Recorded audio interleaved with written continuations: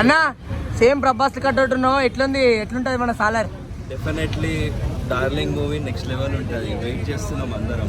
ఖచ్చితంగా block buster hit కావాలి. ఖచ్చితంగా అందరు రావాలి, చూడాలి. Thank you. ఫైట్స్ ఏనా ఉన్నాయి? ఫైట్స్ ఎలా?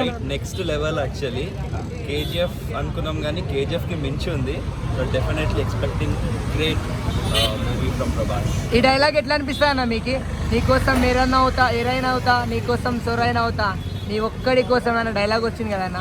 ఇప్పుడు కూడా ఇన్స్టాలో కానీ యూట్యూబ్లో కానీ ట్రెండింగ్ ఉంది. మీకు ఎట్లా అనిపిస్తుంది ఆ డైలాగ్? బాగుంది, చాలా బాగుంది, నిజంగా బాగుంది. మళ్ళీ చూడాలని ఉంది.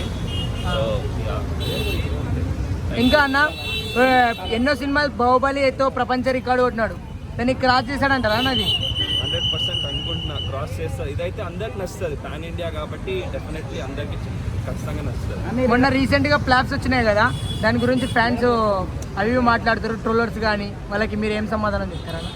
ఇప్పుడు మనం ఒకటి ఏంటంటే ఎంత మంచిగా ఉన్నా మాట్లాడేటోళ్ళు మాట్లాడతారు, కానీ హిట్ అయ్యేది అది ఎట్లానే అవుతుంది అంతే. అది రాధేశ్యామ్ కానీ 2 ఫ్లాప్స్ వచ్చినాయి కదా ఇప్పటి వరకు.